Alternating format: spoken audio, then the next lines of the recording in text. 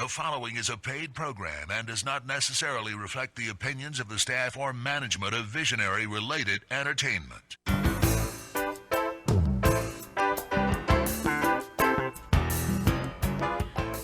Aloha and welcome to Maui Nonprofit Notes, the weekly radio show where you'll find us talking story with Maui's nonprofit executive directors and staff to find out how they're working to support those with needs within our community. Maui Nonprofit Notes is generously sponsored by Pacific Source. If you're building or remodeling a home, please stop by Pacific Source's Cabinet and Appliance Showroom located in the Waikapu Bayshard. I'm Susie Tiemann, Executive Director of Lokahi Pacific, and your host for Maui Nonprofit Notes. Each week during this hour, we share some of the experiences of our nonprofit agencies and just how they are changing lives, changing communities, creating miracles of hope for those with needs. Today we have kind of an interesting twist on that comment, if you will. Our special guest today, we've got Lisa Vardy, who's the Executive Director of the Maui Memorial Medical Center Foundation. Hi, Lisa. Hello. How are you? Good to be back again. Yes, and she's our agency, but now let's see, what need do they fill? A big one. She has brought with her a part of the, actually I consider the hospital to be part of the agency, and this is where the big need is. We've got Wes Lowe, who's the CEO of Maui Memorial Medical Center. Good afternoon. Yes, right on. So we're thrilled to have you here. You've got lots of things kind of hanging out there in the wind right now. Then it's a thumbs up, thumbs down. Where do we go from here? I know a lot of people out there have probably been following the story, and a lot of people maybe haven't, but it's your hospital, folks, all of you that are listening to us today. What happens if, for some reason, at the last minute, this current bill gets not signed, and is it veto-proof? It can be vetoed. Yeah. Obviously, bills can become laws either through signature, Right. or through passage of time, which I believe is somewhere in early July. Okay. Yeah. So, but if he turns around and for some reason just totally flips on it and vetoes it, is it veto-proof or is it too close?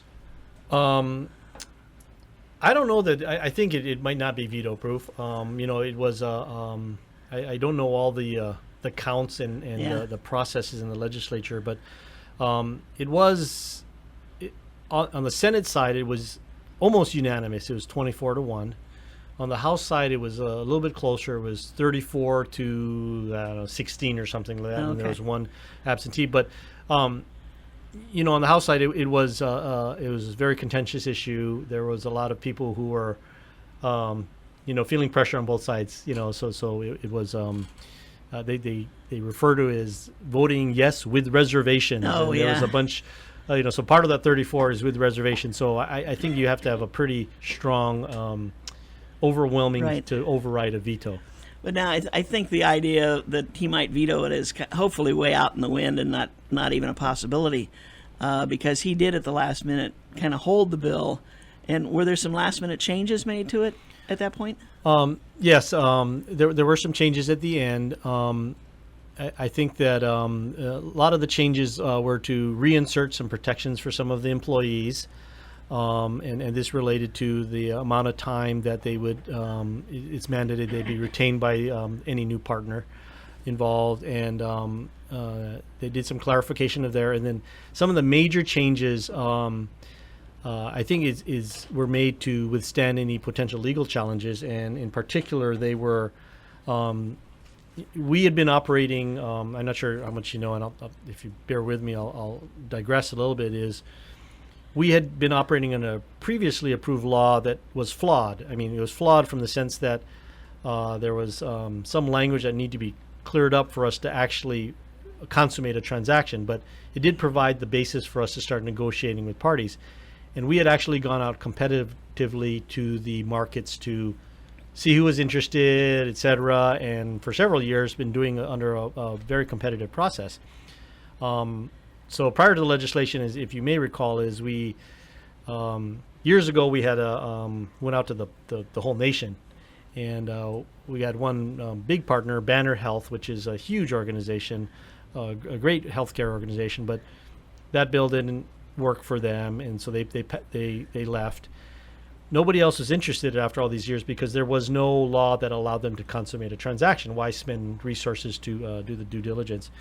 But at the end, last year, after last year's session, I talked to Hawaii Pacific Health, and I said, would you be willing to spend a little bit of money just so we have more meat on the bone so people could see what we were trying to accomplish, some form of a structure, maybe not final, but some form. They said, sure. And then all of a sudden, Kaiser expressed interest. And so we worked with from about June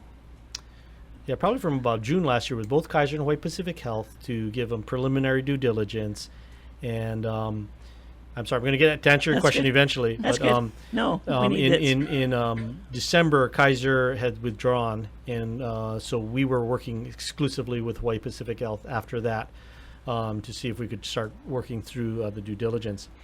So with this new bill passing the legislature, there was concerns that they call it the super ferry issue, and I'm not sure why. I think it's because there was an impression over years that super ferry, that you shouldn't do legislation to specifically benefit a singular private entity. Okay. So either that or a class of one, they call it. But they're saying is, well, if we pass this law, shouldn't we open it up again? So I think they made a change that it opens this process up again, and to any private entity that's a not-for-profit and it has a certificate of need to operate a hospital in Hawaii. So there's not very many. It's Kaiser, Hawaii Pacific Health, Queens. Interestingly, it's Sutter Health, which actually owns Kahimohala. Oh, really? Yeah, you wouldn't know that. Yeah. And I don't know if you've ever heard of a company called Adventist West, which operates Castle. Castle, all right. Yeah, so I mean, I don't know if they're interested, but it does open it up. So that was a significant change. The other change is that we got to do this notice period, so it's related to that, and that the negotiations now is in the is with the governor is the lead negotiator, and so he's the negotiator on the transaction right now. Okay, so for those of you who aren't familiar, we're looking at, is this the save the hospital bill? Yes, basically yes. Because without this help, what's the future look like? Right. So unfortunately, there's not enough money under the current structure and the current pace of expenses that are being mandated on us that are really not part of our operations to continue on. And so, we have a pretty big deficit facing us starting July 1st. And in order to survive, we'd have to start making cuts to services. Obviously, we would cut what the non-clinical services first, but when you got to cut, $20 to $30 million, and probably 75-80% of your expenses is labor, wow, you're going to have to start cutting people, and when you cut people, it's a people business. You'll cut services. So we have to be prepared for either eventuality. What's frustrating is that I actually think that Maui has a tremendous opportunity to grow, and many people in the healthcare industry think that Maui Memorial should be sort of the second Queens, if you will. And they're considered a level 2 trauma center because of our abilities here on Maui. So just real quickly, just so people understand, is the expenses that were mandated upon us is that starting July 1st, we have to start. Before it was paid for by the state. Now they're telling the hospitals and all these the universities, all what they call special funded entities, to start paying for retiree health. So our fringe benefit rate, I know Susie from some business things, and most businesses have a fringe benefit rate of about 25 cents per dollar. Mm-hmm. Right now ours is 42 cents per dollar. On July 1st it goes to 52 cents per dollar. Doesn't change my operations at all. I just got to start funding something that probably should have been funded years and years ago. And then there was additional raises, and we don't have an ability to increase our revenues right now because the state's not giving us enough money to invest in revenues. You can't expect revenues just to grow by wishful thinking. You certainly got to invest in that. Right. Now, one of the things that you did in the last few years was create your outpatient clinic. Mm-hmm. Now, revenues generated by that clinic, does that come back to you directly, or does that have to be shared with the state? Or No, that's actually a really good question. Years ago, we had thought about that. I just love talking to Susie because of my business relationship with her in the past. But I must have learned well from you in the past. But before, under the old Hawaii Health Systems Corporation, all money was shared by all regions, et cetera. And so when I first come, I said, well, if we grow a service and we borrow money for it, or we, growing any business that you start, first thing you do is you increase payables because it's additional expenses, and you're hoping that the revenues are high enough that the margin comes back and pays, and it benefits the corporation. In those days, I figured it out is that we get the higher payables, we get higher revenues, and then any profit we would make would go to Kauai, Big Island or whatever. Right. And so I'm going, so all I would be left with is bigger accounts payable. Why would I grow services? It doesn't make sense. So back, I think it was in 2007, we actually went in and fought the legislature and changed the law so that we controlled our own assets, controlled our own money, and so that if we ever borrowed money or grew services, any margin would be retained on Maui. So that was the first step. And so ultimately, we got a loan and we built out outpatient clinic. And I'm telling you right now, it's paying off dividends, not only from a financial perspective, but just crazy some of the doctors that we got in there that just amazing some new procedures we're doing here. We got this new neurosurgeon that's doing this stuff with brain cancers that's just crazy. Hopefully he can talk to you guys one day. Yeah, that's fabulous. Yeah, fabulous, yeah. So now, was that at the same time or a little before that, I guess you were doing the cardiovascular center. Right. Was that the same kind of a game? Or Yeah. not game, I shouldn't say it that way, but absolutely game plan. Yeah. So to start a heart program is very expensive, very labor intensive. You have to bring in new people. You don't want to have heart surgery from a person who's never done one before, right? And that goes all the way across: nurses, respiratory therapists, all kinds of new equipment, et cetera. But back, one of the reasons we regionalized in 2007 was we knew the state can give us money, so we borrowed the monies from the capital markets, and we actually started the program about 2009, and I vaguely remember the figures. Our revenues from 2009 to 2013 increased by $77 million, and our expenses only increased by $55 million. Wow. So that works financially, but sooner or later you capped out on that, right? Right. And then the expenses kept on rising, and all of a sudden you're back in the same boat again. So it extended our ability for a little while. Right. But that was, and also you guys probably know or have touched people who have, had some heart disease and have been saved by that. It's been pretty amazing stuff. Yes. And because of the urgency in many cases, Right. having it right here is just invaluable. And you also were able to bring in people from other neighbor islands to here to have work done, which usually would have gone to Oahu. Right. So, I mean, it was just tremendous Yeah. being able to do that. So the creation of the regional boards allowed this to happen. Is that? Yeah, well, it created sort of operational autonomy, and who would want to lend money to somebody that if they made money they had to give it to somebody Right. else? I mean, it's pretty basic. But that allowed us also, in creating the regional boards and governance, it also allowed us to control all our assets and our own money. Right. So Because I was thinking that it used to be the sad story that I heard, 10 years ago would be that if you had a really good year and you made money, you still might not be able to pay for swabs, yeah, cotton swabs, because the money was going to right. to Oahu. Right, to be shared. From about 1996 to about 2004, any general fund appropriation to Hawaii Health Systems Corporation, Maui got none of it. Plus, if there was any profits, it would be shared with other people. Because you were doing so much better than In those days, Yes. and I would love to take credit for it. I wasn't working there at the time, but that's what happened. So, but it just doesn't make sense at that point in time. And then, obviously the dynamics changed a little bit, and we didn't make money pretty soon because of a variety of things that were going on. So So it's actually all phases of things are kind of coming together at the same time with reductions in what you're being reimbursed for the activities you do, and the rising cost of your personnel, et cetera. And so here we are at the breaking point, which hopefully is not going to happen. We're going to have a new day dawning. We got to take a break. We'll be right back and talk about it. Aloha from Pacific Source, and thank you for your support over the years. Pacific Source has offered more of what builders and homeowners value most in building materials and cabinet design. We've done this by offering superior customer service and products, as well as by designing kitchens and baths that are intelligent and elegant while staying true to your vision and budget. Visit our showroom in Waikapu in Central Maui, where we display a variety of cabinets as well as top-name appliances like Sub-Zero, Wolf, Viking, KitchenAid, and more. We display countertops, tile and wood flooring, and several brands of windows and doors, including Fleetwood multi-slides and La Cantina folding doors.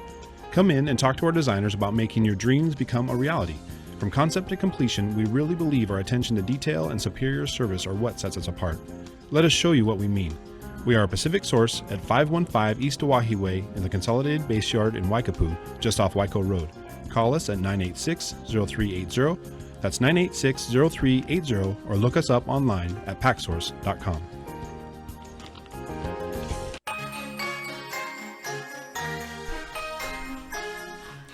And we are back. This is Maui Nonprofit Notes, the weekly radio show where we talk story with our agencies to find out what they're doing to help those in our community with needs. And today we've got kind of an exclusive, I think. I'm so excited to have Wes here. Besides the fact that we have worked together over the years and in different capacities, that this bill that is before the governor for his signature is the step to the future. Either way. I mean, if for some reason he doesn't sign it, it sends a message.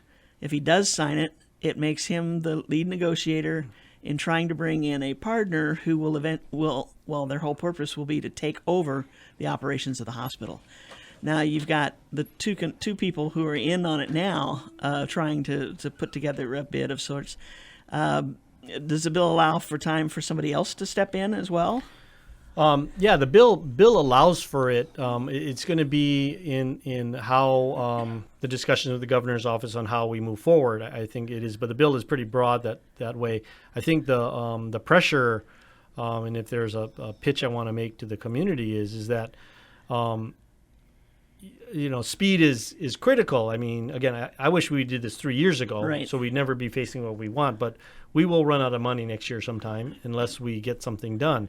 And, I think that if this thing is delayed too long, we will have to pull the trigger and start cutting services, which would be terrible for this community. I would add is that many services, if anybody's been to the hospital, Oahu is pretty full too. Yeah, and you can't even get there sometimes for emergent things anyway. I mean, I was stuck with some psychiatric emergencies, and we had to hold them for 3 days because there was no beds on Oahu. Oh my so, gosh. I mean, can you imagine other services what do you do if they don't have the capacity? So I think that is some of the things that in the discussions, we're meeting with the governor's office tomorrow to start hammering out, well, what's the process, what's the role, what's the responsibility? But I think that there is an urgency to understand the dynamics of the situation and the timing and the,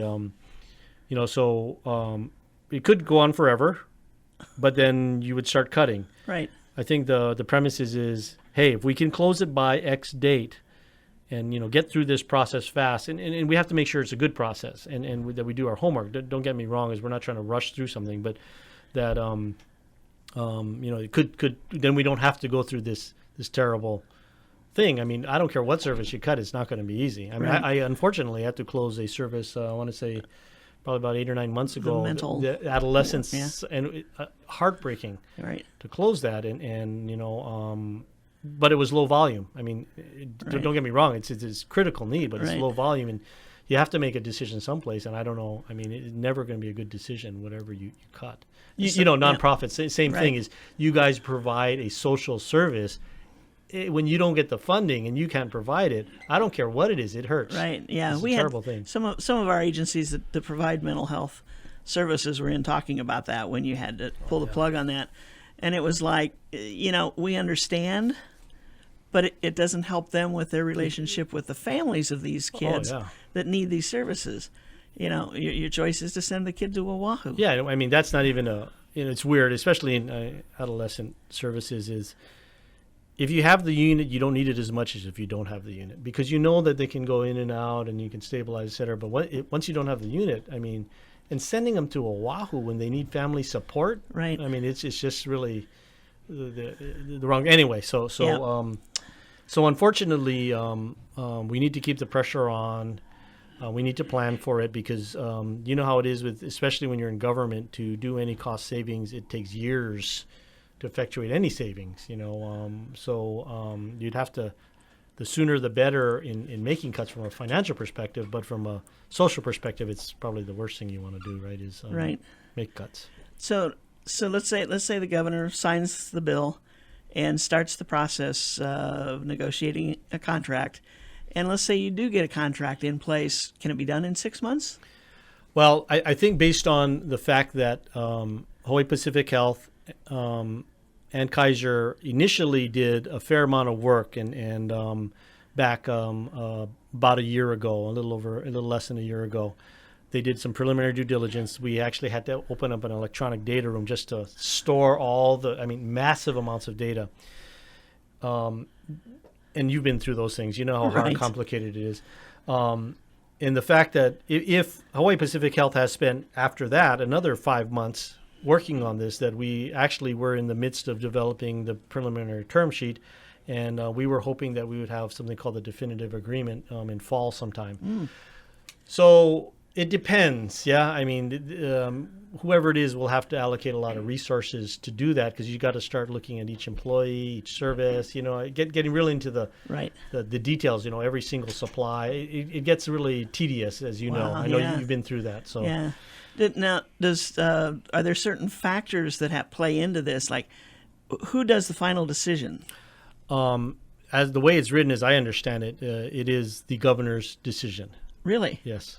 Okay. So I think our hope tomorrow is to make sure that the community, and the community should speak loudly to this, and the hospital employees, the physicians, that we have some say in and involvement in this, because, again, we're the ones that are the users of the service. We are the stakeholders, yeah. Right. Because you don't want to just enter into a deal to make sure that there's lower appropriations and you lose services, right? Or you don't want to enter into a deal where somebody will make money and they'll lower subsidy or general fund, but everybody's going to get paid less, right? I mean, there's a lot of factors that you want to make sure you protect, but also that there's efficiencies so that it's a less of a burden on our community. This is really a landmark thing for a fairly new governor. This is, some people say, even at the closing of the legislature, that this bill is the biggest privatization effort in the history of the state of Hawaii. The issue with this is, we're doing this because of healthcare, but there's a much bigger issue behind this, is that the retirement system, the retiree health that the state provides, which is great, et cetera, but how can you afford to do that without raising taxes, so on and so forth. So I think that's kind of the issue that's going on here. So if let's say he signs it, but yet delays in getting action on it and trying to do something, and you hit that brick wall next year, and you have to start cutting back. We talked earlier about how East Hawaii now is talking about their losses and shortfalls. Yeah. $7 million or something they announced today. Others are going to have the same thing following on your heels. Where do you end up? I mean, how do you just keep cutting? Yeah, well, it doesn't make sense. I probably learned this from you, but what do you call it? It's the race to the bottom, right? Or the downward spiral. You cut expenses, you're going to affect revenues, right? And so that means you got to cut expenses more, which means you're going to affect revenues, right. which so it's the race to the bottom. Nobody wins in that situation. Certainly, that's the case with healthcare. We're fortunate, I think, on Maui, is that we got an option now, and push comes to shove as we push for that option. The problem is for these other things is this bill is only for Maui, so East Hawaii, Kauai, Oahu, West Hawaii, what are they going to do? Is their only choice is pray, what the miracle happens when is there'll be more money from the state, which I don't believe is there. Right. Or they're going to have to do these cuts. So we're going to position ourselves going is if we don't close this in time, we have to pull the trigger at some point in time, and you can't wait till the very end. You got to still have some advance notice to do that. Well, thinking about this, if this goes through and you end up with a partner who takes over management, they have to bring their finances with them. Yes. And so is the state out of it financially? No. The state, what the law says is that there'll continue to be a subsidy at 2014 level, so several years back. And when we were negotiating with Hawaii Pacific Health, in which we may come with that, and we talked to Kaiser before, is that the goal is, you just take over a business. It just doesn't go away that easily. But there's going to be a formulaic approach is that if there's good performance, there's less subsidy. And the goal is over a period of 10 years or so, it'll be closer to zero subsidy, et cetera. Now, on the other hand, is if we do nothing, and of course they could just keep the subsidies and you lose services, or you could presume they'll continue to fund you just to keep the status quo, which is going to be continued retiree health costs, raises, and no ability to increase revenues. I mean, that avoided cost is huge. It's going to go up significantly. There will be a subsidy in the beginning. The way we're trying to, we're not in it to, we want people to pay less taxes too. I mean, so we're trying to reduce that just by performance, and we believe that in some of the models I've seen is that over 10 years it can get significantly lower if done properly and implemented well. And it sounds like the two groups that you're working with, I mean, their history of performance kind of proves that they could do it. Yeah. For Hawaii Pacific Health, which is fascinating about what Hawaii Pacific Health is, kind of similar situation in Wilcox Hospital. And so they actually have grown there, in a much smaller market than Maui. So I think that makes sense. Kaiser obviously is huge. They're national. Right. Yeah. I mean, I think they count in the billions, not in the the dollars. Yeah. Right. Well, now for them, this alleviates their problem of not having a hospital here. Yeah. Well, we have been in the hospital. We continue to work closely with Kaiser, no matter what. Kaiser is a very important part of the fabric of the healthcare community here. But I think that for both parties, that it's very important. Is they face the same challenges that we do. Is unless you grow your revenues, you're going to have to cut expenses, and you want to get more revenues to cover your fixed overhead. I mean, even in nonprofits, right? Same thing, right? Right. And so this allows the opportunity for both those organizations to grow and thrive. And we'll have better healthcare, I believe. Grow and thrive. Yeah, so I think I picked that up from somewhere. Yeah, right. Okay, right. Good line, Wes. So tomorrow's meeting is a big one.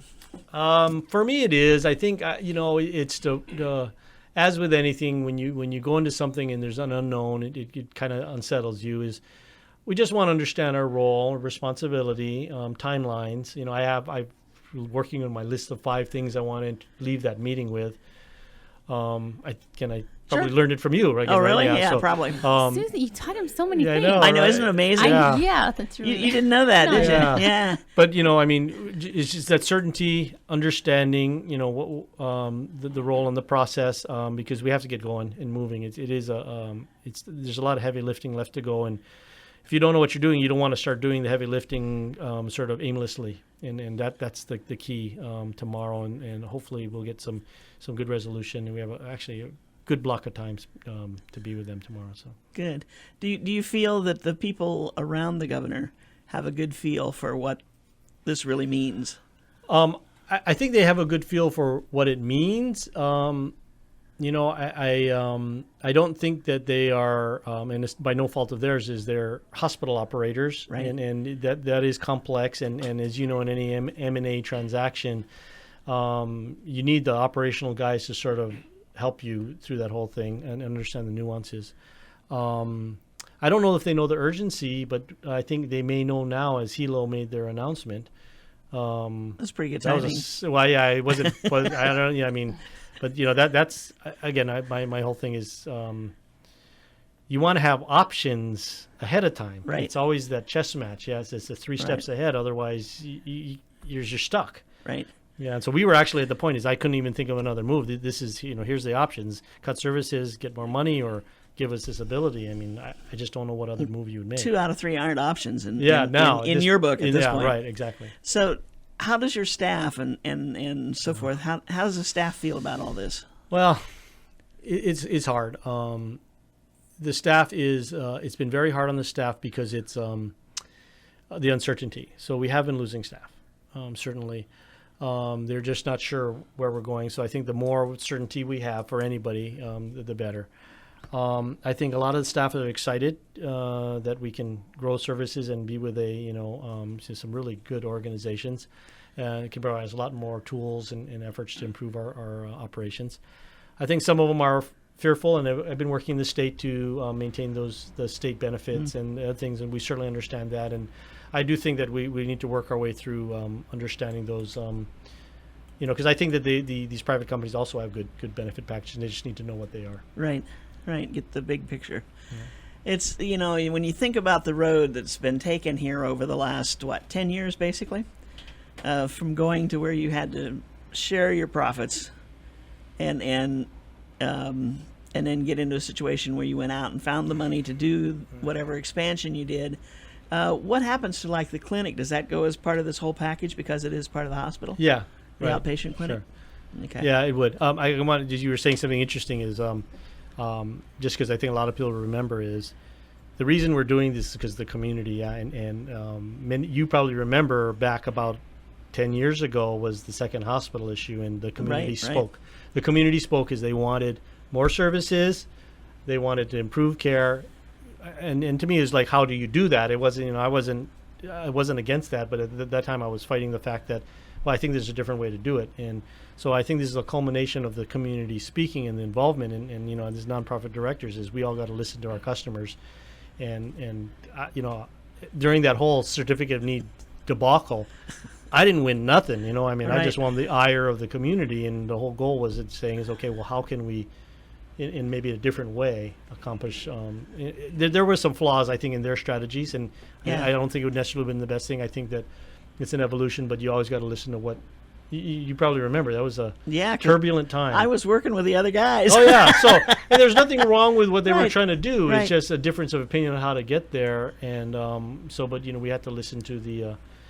you got to listen to your customers for sure. Well, it's just, you sit there and logically thinking through these things, you say, well, if we can't do anything here because Oahu's grabbing all the money to spread it around to the other islands who need the injection of cash, this makes no sense, and the possibility that we could have a teaching hospital, I don't know whether that was going to fly or not, that's hard to say. Right. But when you look at all the different possibilities, we were really on a dead-end course here. Right.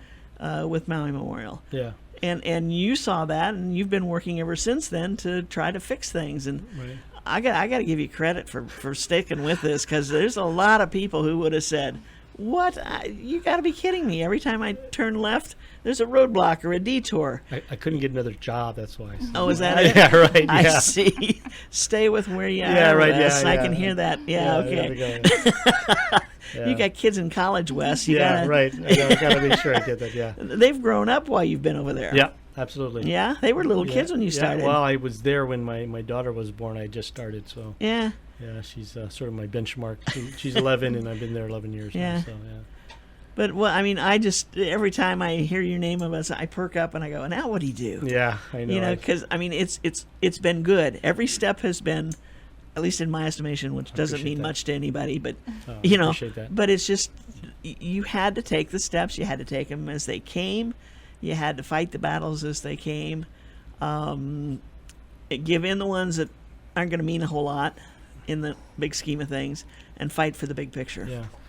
I do want to make a shout out to Lisa, though, is, that HEART program. I want to make sure everybody understands that. If it wasn't for the foundation, we would not have a HEART program. We were literally out of money when we were doing the HEART program. They stepped up. They started buying the equipment we needed to do the HEART program. Literally, we would not have this program for the foundation. And I do think, this is the nonprofit show is, our partners are critical importance to the delivery of any service. Yeah, so Right. Well, I know your foundation has done a lot awesome. They're in amazing. almost every time when something's come up, then there was no way to do it. There they were. Yeah. Yeah. Thank you. Thanks, True. Wes. Yeah. See. Cool. This has been fabulous. Any last minute comments you'd like for the public? I mean, does the public need to keep the pressure on with their representatives, or is it more the governor's office? I think at this point in time is I think we should wait and see what happens in the next day or so. I'm sure that we will probably need to make some kind of announcement. The governor's office will probably make some kind of announcement, assuming that there will be a signing. And at that point in time is, we need to work with the community again. Is I never want to lose sight is that you got to listen to your customers, yeah. And we'll sort of find out then. I think in the next week or so, we'll sort of determine our course a little bit better. We'll probably end up having some public meetings and moving forward on that. So just stay tuned for a little while, and then we'll keep everybody informed, and then we can see how we participate together. Wonderful. Okay. Wonderful. We keep our fingers crossed. We do whatever we all do. No, you guys have been great. The community has been outstanding. Again, the foundation was very helpful. Without the help of the foundation and the community, I don't think we would have gotten this bill passed. And I think that would have been it for a lot of us. Just saying that we just have to accept the fact that we're going to be the epitome of a state hospital. This is how it is. Yeah, right. Well, I think you've proved that you can move beyond that. Yeah, I think we can. Yeah. I think we can. I mean, the good news is that people are interested in us. That means they must see something good, right? And there's more than one interested in us, and so that means that, I think that there's it could be a neat thing, and from a lot of reasons, economically, healthcare, everything. I think this could be a real positive thing. Now, just for those who may not know Pacific Health, they are Straub, Kapiolani, Wilcox. Okay, well, on Oahu it's Straub, Kapiolani Medical Center, Polimomi Medical Center, and then on Kauai it's Wilcox Memorial. Right. Yeah. And then Kaiser is Kaiser, Right. Yeah. And Pacific Health kind of grew. Yeah, they were all separate hospitals, and I think they came together. Yeah. Wonderful. So it was a creation of the hospitals. Yeah. So they've got that yeah, they figured out how roots. to do. Yeah. And they're local. Both these are very strong ties into the local community. Yeah, both wonderful. Entities. Thank you so much, Wes, for joining us, taking the time to come on with us and tell us what's happening. Sorry I babbled so much. You didn't babble. You did wonderfully. Lisa, thanks for dragging him out of whatever he was supposed to be doing. We appreciate it. Okay. Thank you. We're going to take a break, and we'll be right back.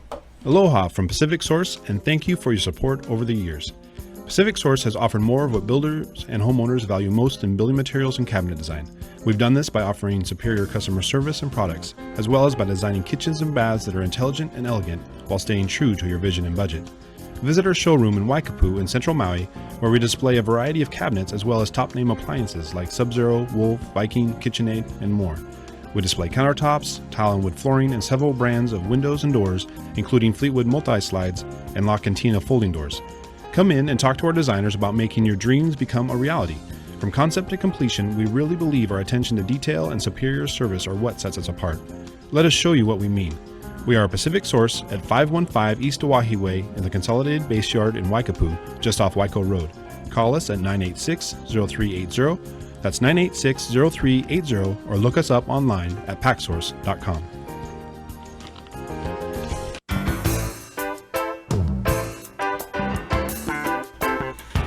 And we are back, and we kind of stretched the time for Wes and Lisa because it's such a vital piece of information that he had to share with all of us, and with the big meeting with the governor tomorrow. And as he was leaving, we were saying, wouldn't that be wonderful if he signed it as kind of the culmination of the meeting, and everything starts going into motion on this, because it's just.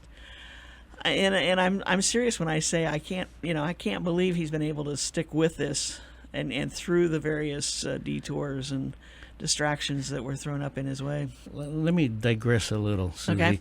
Wes had talked about numerous times what he learned from you in your classes.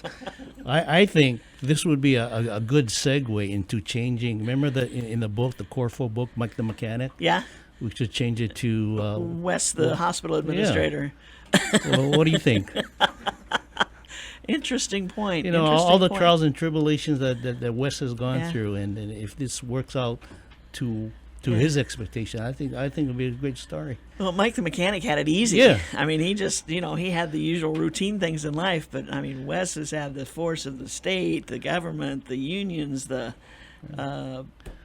doctors themselves. I mean, you gotta keep them all happy. I think I think his story will be a greater impact than Mike the mechanic. Yeah, I think so too. Gosh, but it's that close for him to see this through, and I just marvel every time I think about how he's been able to bring it to this point. And his comment about I couldn't get another job, I love it, and that's Wes. Yep. And I remember now that his daughter was just born 11 years ago. It's like, who was it that said he was working on a project, and what's his name? A developer here said that he started working on the Kulamalu project up in Pukalani, and his name escapes me. But he said he started working on it when his daughter was born, and at the point where he was making this presentation, which was like kind of the final one to really bust it open and have things start happening, she was starting to college. Yeah. And oh my gosh, you got to be kidding. And he says, no, he said, that's how long some of these things take. And he said, that's extremely long, but he said, you got to be in it for the long haul, or, forget it. Don't get in if you're going to be a short timer. Right. And so I guess, that's a word to put out there to some people that stop. And we do that in the business class. We talked about that. Yes. When do you pull the plug on something? Exactly. You could be right on the edge of the best business and the most dramatic change in the world, and pull the plug, it's gone. Right. And I think the most important thing I learned from those classes is it a need or is it a want? That's true. That's true. And boy, this hospital functioning at its top capacity, top performance level, we didn't even get into any of that. I mean, they're winning awards while they're being dragged through all this stuff for their services, and the community, I think, appreciates what they've been able to do over there. I know I did. When I had my 2 knee surgeries, replacements for my knees, people would say, "You're going to Maui Memorial?" And I said, "Of course, why not?" And they go, "Oh my gosh." And I said, my doctor and I never even discussed where it would be done. It was just assumed. This is my hospital. That's right. Our hospital. Yeah, this is where I'm going to go. And, that's what I'd like to be able to say for other things in life that they could help with if they're running the way a hospital should. Anyway, enough on that. We're not even going to get to your program if we don't start. Okay. We've got our next guest is Jerry Lum, who's the Director of Community Services for MEO, Maui Economic Opportunity. And we are pushing, 9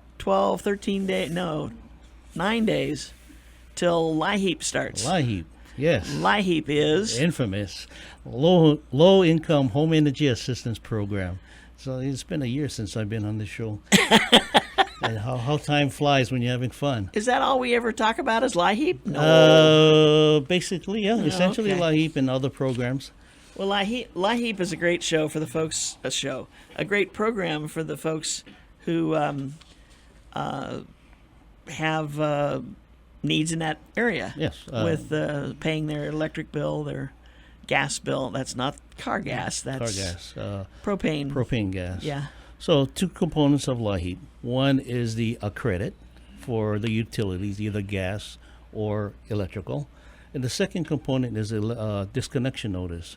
So in this second component, we can help avert your utilities being shut off during this period of time.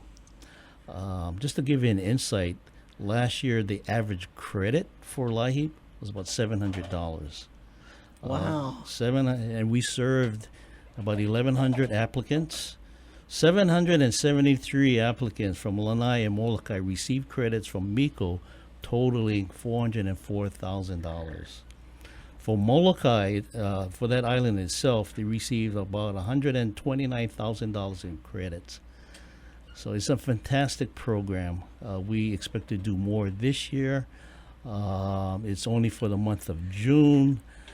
In our training that we had a couple of weeks ago, we're looking at doing it on another month other than June, simply because of the fact that it kind of impacts us because that's when we're closing out our grants.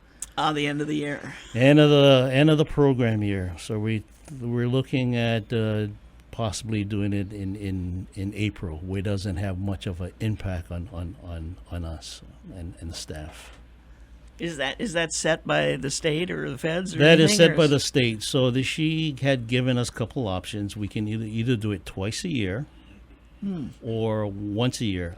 For my staff, I think once a year is more than adequate, but on a different month. Gotcha. Yeah. So now the credits that we're talking about, I know last year you had a drop in the number of applicants for it. We did have a drop. We don't know what had lowered that, but we expect more people to apply this year. But I don't know. It's the years before we had a lot of increases. I think we lost the difference between our applicants in 2014 and 13 was about 100. Okay. So I someplace along the way, I seem to remember hearing someone talking about the fact that a lot of families moved in with other parts of their family. And So there'd be one credit given instead of two. Right. I think part of the problem is probably the low inventory of rental units. And the second thing that I see that might affect that is that units have become more expensive. Right. So right. a two-bedroom unit will now go for $1,900 and on up, whereas last year it was about $1,200. So people, some people have doubled up. Some people have doubled up in the Okay. family. This may hurt them because we take the total household income of everybody under that roof. Oh. So there's a lot of variations to while there were a lot fewer people last year. Okay, so if you brought in somebody who's got a job and may not have gotten a credit on their own, and now they're living with somebody who has been getting it, it could put them over the income limit. It could put them over the income limit. Just give you an example. Household size of one. We're talking about $20,000. You cannot exceed $20,000 In income. In income. Household size of four. We're looking at $41,000. Okay, so 41 is about, what are you looking at, 70% of median income? 60 or 70? 150% federal poverty guideline. Oh, okay, federal. Okay, different guideline. Yep. Okay. And we've got a lot of those folks here. We have a lot of people here, yes. In fact, we got some of you people in Lokai Pacific Right. in your two homes there. Right. Yeah, we've got credit that I see going out, and there is one of the properties that is still getting credit. And here we are. Well, when did they actually apply the credit? Credit, depending upon the billing cycle, your electrical billing cycle took effective either late December or early January. Okay, so we're really only 5 months into Right. it. And so if it was a sizable one, it could still be, yeah. Because I remember seeing that when the electrical bill came in. I go, what's this credit we're still seeing here? And Cindy was telling me that's the LIHEAP. Yep, and people that live in these kinds of complexes, they're more frugal Right. in watching their expenses. Right. In fact, somebody from one of the Halimaolo sites had told me that they had taken their outdoor solar lamps and brought it inside to light up their interior. So So they didn't have to use electricity. So, Interesting. yeah, Well, that works. it works. Yeah. I'm always fascinated when I see the electric bills for our people in our apartments, how they vary. You've got those who have no computer equipment, no stereo equipment. Well, it's not called that anymore. Hello, I'm dating myself. Energy efficient. Well, they just don't have those things. Right. And so there's nothing to plug in. Right. There's nothing that's taking juice all day, every day, like if you've got a VCR, not a VCR, what? DVR. If you've got, oh gosh, I'm going to give up. Okay. If you Do you still have 33 records? using beta format or VHS? Yeah, right. It's the disc. The disc. The disc. But it's on. I mean, even though you're not running it, Right. it is on because the clock is on. Right, and they Et call it cetera. a phantom power. So you're still drawing energy Right. from that unit. And so if you don't have any of that, your electric bill could be $25 a month, and then or something to that effect. Yeah, about $30. Okay. Very frugal. Yeah, and then right next door could be the guy who's got all the bells and whistles, all the toys, all the this and that, and his electric bill's $160, and you're going, how can you live in a one-room, basically a two-room apartment, and spend $160 on electricity? Right. Well, he does. That's the reason. Yeah. So okay, so LIHEAP, they need to bring what in when they come to see you? There's a whole Well, you got to hurry. We got 2 minutes. there's a whole laundry list. So the most easiest thing to do is come down to the office. We can provide you a handout that spells out everything, or you can go to www.meoinc.org, click on programs and services, community services, and the LIHEAP program. That will spell out everything what you need to bring in. That's LIHEAP. So just click on that and take a look. During that month, though, is when you got to sign up. It's just that month. Only for that month. Okay, and the hours. Hours every day, Monday except Wednesday, Monday to Friday, 8 to 12, and from 2 to 4. Wednesdays only to accommodate those working families, 10 to 2 and 2 to 6. 3 to 6. 3 to 6. Sorry. Yeah, that's what this says. Okay, that's what he says. Okay, cool. Yeah, and I pulled this off your website, so that's Oh, what's there. So, anyway, great. It's a great program for those who need some help. And if you've gotten a disconnect notice, bring that with you. Bring that with you, and we can intercede and avert that this utilities from being disconnected. Right, and also get the credit No, if you qualify. No, no, It's one or the other. One or the other. Oh, really? This is not a two-for program. Oh, okay. So, if you've gotten to the point where you're about to be Yes. disconnected, One or the that's other. the priority. You got it. I got it. Jerry, thank you so much for You're giving welcome. up some of your time to Wes. No problem. And I know he said I taught him a lot, but it's actually he who taught me a lot. I was so thrilled to get him on my board of directors because he's so Phenomenal. easy to talk to. He's got it all, and I mean it's wonderful. What can I say? And I'm so proud of what he's been able to do, and we'll follow that as it goes. Maui Nonprofit Notes is sponsored as a community service by Pacific Source, the builder's choice. Give Paul and his staff a call at 986-0380 or stop by their showroom in the Waikapu Base Yard on East Oahe Way to see how they can help you with your building project. The Maui Nonprofit Directors Association's mission is to provide personal and professional support to nonprofit executive directors, their organizations, and the community of Maui. Please visit our website at mauinonprofit.org for a list of our member agencies. Today we visited with Lisa Varde of the Maui Memorial Medical Center Foundation, who brought along with her Wes Lowe, who's the CEO of Maui Memorial Medical Center. And we also visited, however briefly, and Jerry, I'm sorry it got so that's short, okay. Jerry Lum, who's the director of the Department of Community Services at MEO, talking about the LIHEAP program. What phone number can they reach you at? 249-2970. 249-2970 to get more information from him if you can't get onto the website. We want to thank everybody for tuning in, and don't forget to join us again next week right here on Wednesday at noon on KAOI Radio 1110 AM and 96.7 FM. Are we also on 96.5? Yes. In West Maui? Got to add that to this. We'll feature 2 more representatives. Until then, I'm Susie Tiemann, Executive Director of Lokahi Pacific, and your host for Maui Nonprofit Notes. Thank you for joining us today. Have a great week, everyone. Aloha.